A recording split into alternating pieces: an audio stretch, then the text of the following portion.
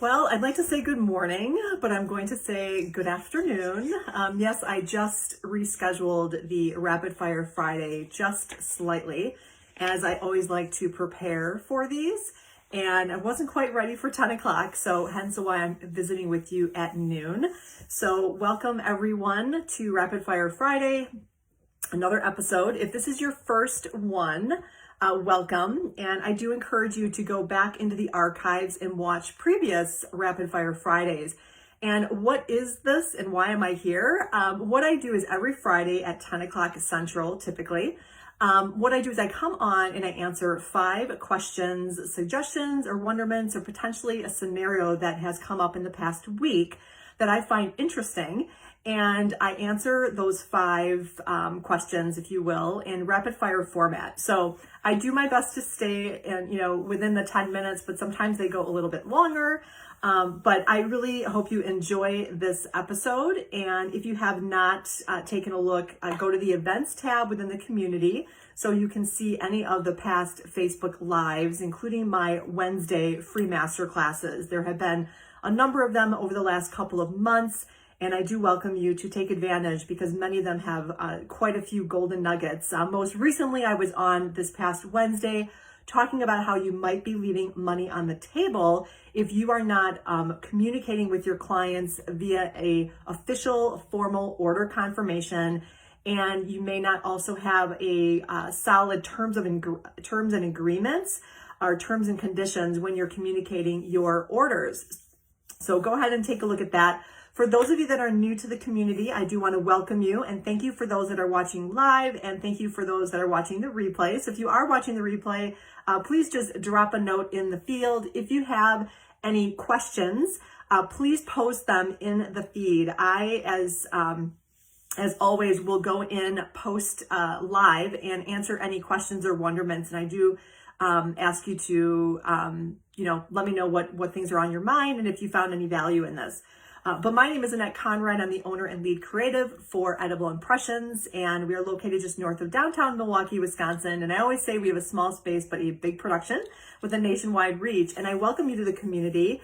I've been where you are as a hobbyist potentially, or a new solo entrepreneur. And I'm happy to say I built my hobby built my nationwide profitable business from a hobby. And so I'm here just genuinely and truly wanting to share with you a little bit about my journey and some of the strategies that you can use if you are thinking about or you are ready to take that leap to take your hobby to the more of a formal side gig, or if you'd like to make that your livelihood. And I just want to be here to say that I'm proof of that it is very possible.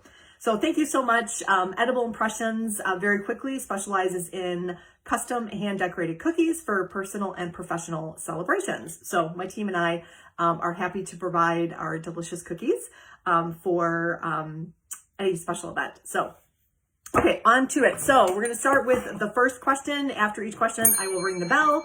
So just getting started here. What are some of the things that helped you build a customer following?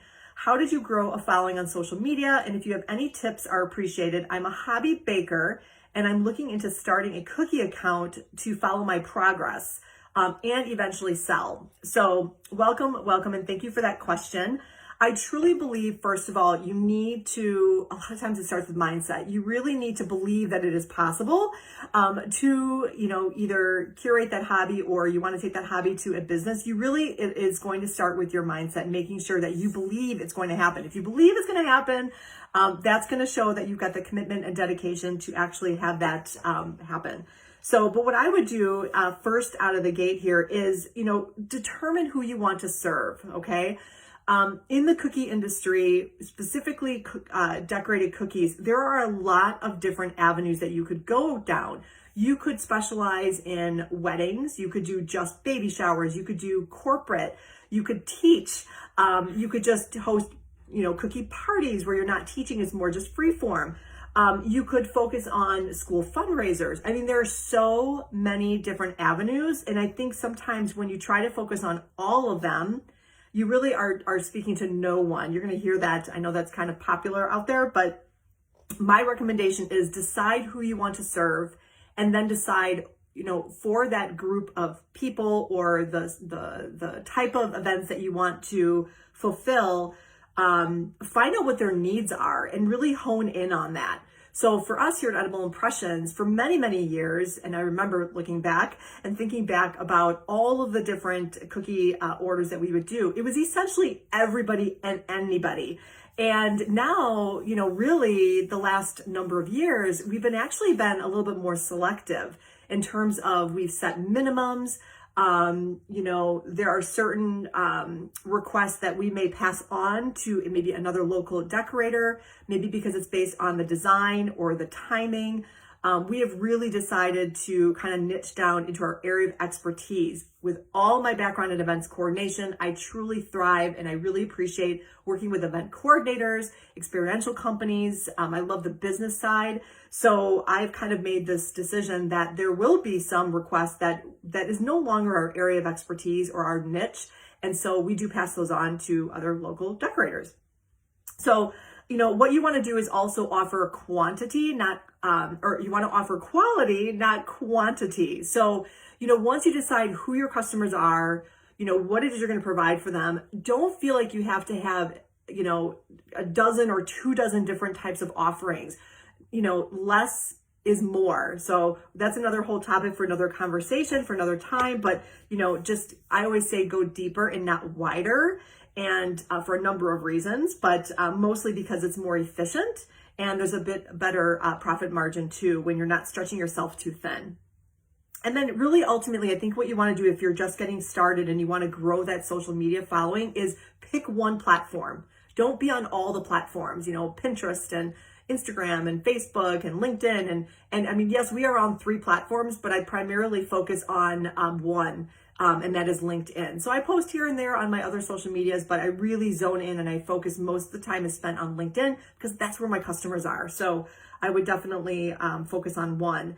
What you also want to do is, figure out what your unique offering is. I truly believe each and every person has a unique offering that you should be sharing with the world. And so I think those are the couple things that come to mind. And then really most importantly is stay in your lane, okay? Don't worry about what everybody else is doing. So if you are creating that social media account, be careful on who and how many other accounts you're following. It's very, very easy to get hung up on what everybody else is doing. So just spend your time, focus on what you are doing, where you are in your journey, and good things will happen, okay? All right, that was too long of an answer, so I'm gonna have to pick up the pace here. All right, so this one is about technique. So royal icing transfers. This gal said this is only her second time doing them, and she had a picture, and they were beautiful. They looked very delicate, but really, really nice. So her question was, how do I apply these? Do I apply them shortly after I flood, or do I need to wait until the flood is hard and then glue them on with royal icing? What will happen if I put these on wet icing? The last time I did, I waited and they didn't sit flush on the cookie. And these have so many holes that I think it's going to be hard not to have icing ooze out when I place them on the cookie. Because when she says there's holes, it's not one solid royal icing design. There are basically, there are spaces in between the design. So she's asking for some wisdom. She only has a few extra, and that was one of the things I was wondering is how many extra did she make, because they did look quite fragile. And I would think that as she picked them up off of the parchment or the wax paper that she used, that some inevitably would break. She's also worrying about color bleed, sinking, breaking. So all sorts of things can happen with royal icing transfers. So bottom line is, first, I was very impressed by the actual design because I couldn't tell the size, but no matter how big they were, they looked quite fragile. So what I recommended and what I do most often is when I adhere royal icing transfers to a cookie, it's generally on wet flooding, because what you want to do is you want that royal icing transfer to sink in so it's super secure and that there's no air or space underneath, because that's where it can crack. And again, we ship often, so I have to be very careful about not having any space, because if you put any pressure, especially when you're packaging, it'll snap and crack right off. So that would be my preferred technique, is to put those icing transfers on when the frosting is still wet. And honestly, I think the consistency of your flood is really important. So you want to make sure that it's not too thin. So thicker is better. Think kind of hair gel consistency. Okay, so that was that one. How do you guys combat self-doubt and avoid comparing your work to others? I'm going through that right now. I did these graduation cookies and they're exactly what my customer wanted, but I see other sets and I think mine are just horrible. I hate the name ones, and even though it's what they asked for and they love them, how do you guys deal with the rough patches that we all seem to go through? Again, this kind of goes back to that first question. You really just need to limit your time, first of all, on social media. Honestly, stay in your lane. There will always be someone behind you, okay, in terms of your journey and skill level, and not even skill level, but in the terms of like advertising and posting and marketing. You might be, you might have a large inventory of all these things, but you just don't have time to post them. So, but the thing is, just enjoy your journey. There's always gonna be someone behind you. There's probably someone, right there with you. And there's always gonna be people that are gonna be ahead of you. And for as many years of experience I have, I am still learning. There are definitely people that I look up to, but I'm just concerned, and I always just focus on where my team and I are, and we just keep pushing forward, So I know easier said than done, but a big distraction can be social media.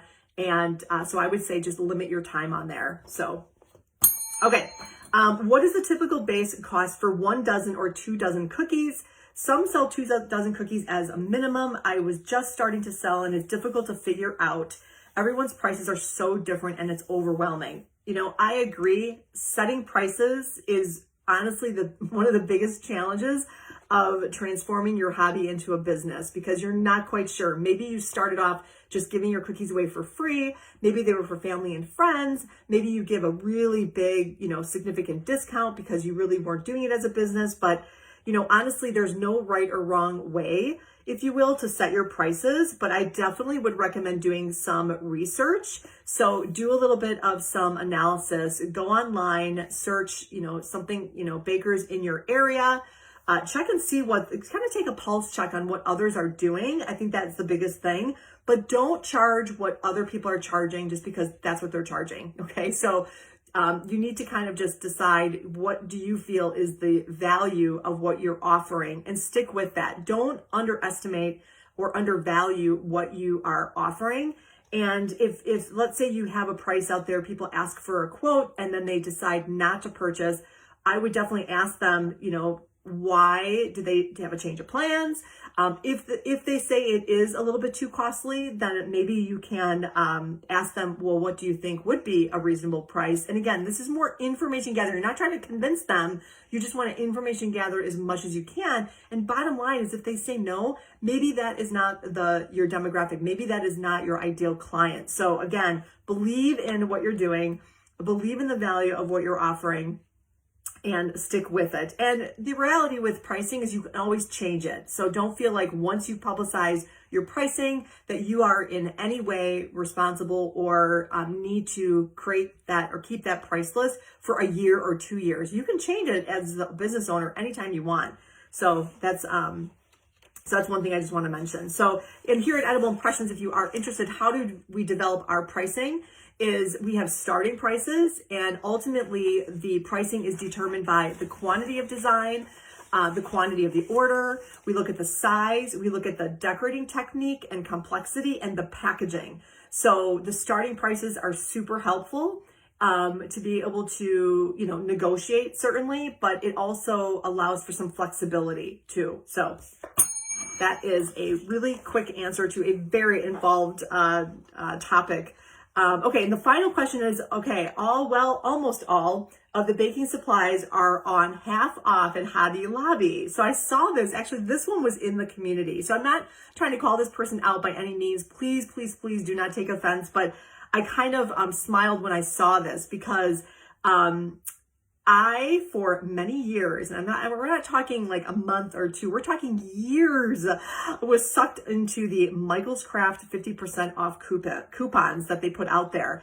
And I just put a warning out there to folks that don't get sucked into the coupon world or the promo world. Just because you have a coupon, especially for 50% off an item, does not mean you need to go to that store and purchase something, okay? And believe me, I have a closet full to prove the fact that I do get sucked into that. So I'm not saying, and I don't appreciate that, announcement of that sale, but I want to just say that, these stores, these vendors always have promotions. They always have, you're not going to be missing out. You're not going to miss the next sale, but I just caution you on not getting sucked in because those sales are continuous. And actually, here's what I did. I think I started to recognize that I was spending a lot more than I really wanted to. And so the item that I was going for was, yes, it was a great deal. It was 50% off. It was actually, I'll tell you, it was the Wilton meringue. So for many years I would buy, and my kids can vouch for this, I would give them a coupon, each of them, and my husband would have a coupon and I would have a coupon. So I could buy 4 at a time. But then what would happen is my kids, this was many years ago because they were much younger, they would want to buy, the candy at the checkout, or I would see something else on sale, or I saw other products that, ooh, I could use that. I was buying things just because the item was on sale. And in my mind, I was like, oh, I'm saving money so I can buy this other thing. So don't get sucked in on that. And so what we decided to do is we looked into purchasing the meringue online. And so now we have a wholesale account. And yeah, we're not getting 50% off. I think it's like 30%. But in the reality, we're actually saving money in the long run because now I'm not spending on all this other stuff that I really didn't need. So that's just one of the things I wanted to say when I saw that. Just a little bit of caution there because been there. All right, so those are your 5 questions for the week. Thank you so much for watching. I really do appreciate your time.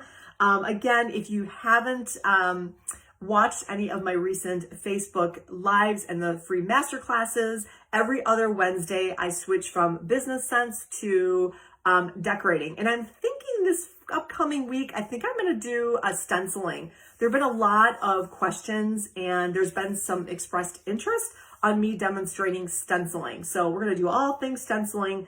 So I'll talk about the techniques and I will also demonstrate because I know that technique is really cool, but can be kind of frustrating. So I'm going to show, I think probably I will do the airbrush and I'll also do the frosted technique of stenciling. So I hope you can join. That will be on June 1st at 6:30 Central Time.